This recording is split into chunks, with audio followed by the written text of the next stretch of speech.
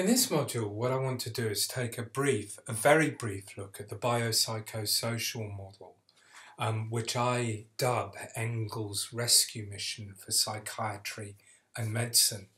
You can't move in medicine, particularly medical education these days, without hearing this term, the biopsychosocial. It's something that has become ingrained in education, an ideal as well that all medical practitioners and psychiatrists should strive for. The model itself was proposed by Engel in 1977. It was something that he'd been deeply interested in for considerably longer than this. He had gone to Rochester in upstate New York to take up a position there and had become deeply embedded within the department there and had become very friendly with psychiatrists. Engel himself wasn't a psychiatrist, he was a generalist, but he had an interest in psychiatry and an interest in psychoanalysis as well. Engel, for much of his adult life, had been a crusader for a model of medicine that didn't just rely upon reductionism, biological reductionism. Rather, he wanted to take a whole person approach that looked at the biological, but also the psychological and the social context in which people were suffering.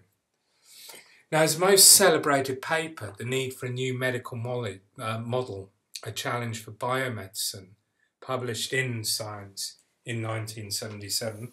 You'll notice same place that Rosenhan published on being sane in insane places. His most celebrated paper laid down a challenge, but also tried to make some interesting connections between biomedicine and psychiatry. Engel recounted this story. At a recent conference on psychiatric education, many psychiatrists seem to be saying to medicine, please take us back and we will never deviate from the medical model. That deviation, by the way, had almost certainly been psychoanalysis, the Freudian model. For as one critical psychiatrist put it, psychiatry has become a hodgepodge of unscientific opinions, assorted philosophies and schools of thought, mixed metaphors, role diffusion, propaganda, and politicking for mental health and other esoteric goals. In contrast, the rest of medicine appears neat and tidy. It has a firm biological base in the biological sciences, enormous technologic resources at its command, and a record of astonishing achievement in elucidating mechanisms of disease and devising new treatments. It would seem that psychiatry would do well to emulate its sister medical disciplines by finally embracing once and for all the medical model of disease.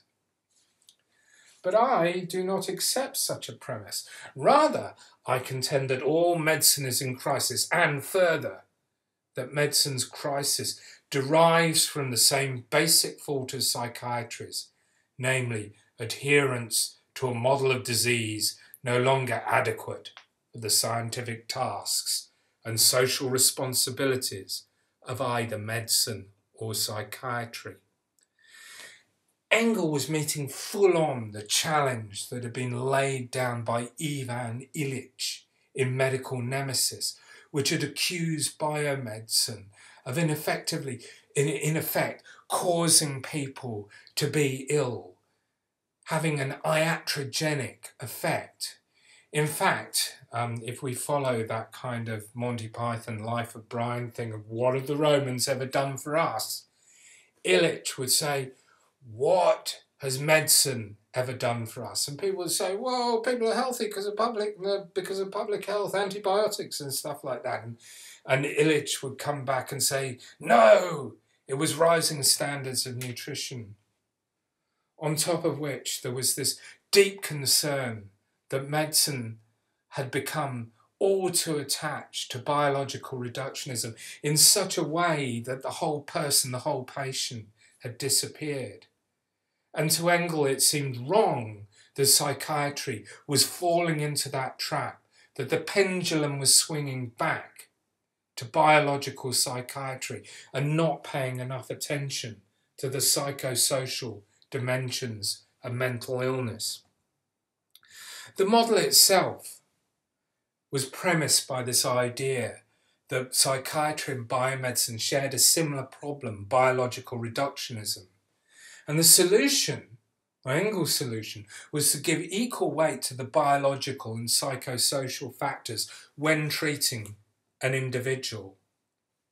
And it became a major rhetorical plank of biomedical education, still taught today in the medical schools as the best way to engage with patients and their suffering.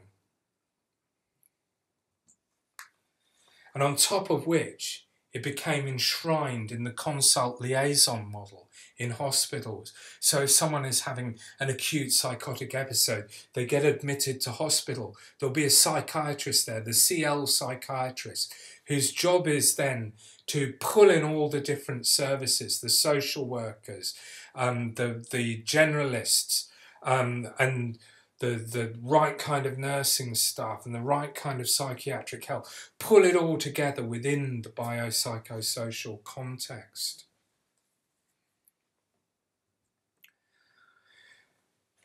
I think, however, that notwithstanding what Engel said, there was some significant differences between psychiatry and biomedicine.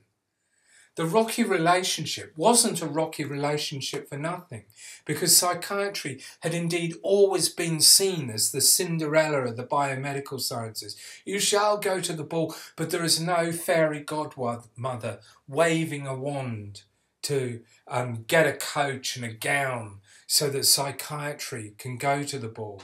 And there was indeed a very good reason for this. Biomedicine has always experienced problems in the way that it has reduced illness to a biological process. There's no doubt about that whatsoever. But I would say that one of its main problems was what I call and other people call the therapeutic gap. From the early 19th century, and we'll see this in later lectures, biomedicine was incredibly good at understanding and delineating the causes of disease, prognosis, pathology. But you can know how disease operates and what it does. But developing an effective cure or an effective treatment on the back of that takes an incredibly long time. And we can think of the gaps that have emerged recently with our better understanding of epigenetics. It still leaves us high and dry in terms of how to actually intervene at the level of the genome. But nevertheless, on the whole, it has been extremely effective at over time developing particular therapies. Not so psychiatry. It's almost got a double problem of the therapeutic gap. It's the same problem as biomedicine, only worse, because we don't understand the causes of many mental illnesses. This is still the case today.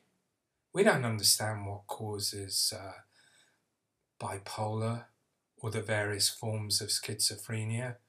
We think that there's probably genetic markers that allow us to identify people that might have a predisposition to these conditions. But unlike, say, cancer or something like that, we can't look in the body or the brain and actually see the things going wrong. So, in point of fact, psychiatry still remains very bad at etiology, at causation, which is why I've said that I would expect that pendulum to swing backwards and forwards still between biological causes and psychosocial causes. And to me, all of these factors highlight again the tensions that exist between psychiatry and the rest of biomedicine.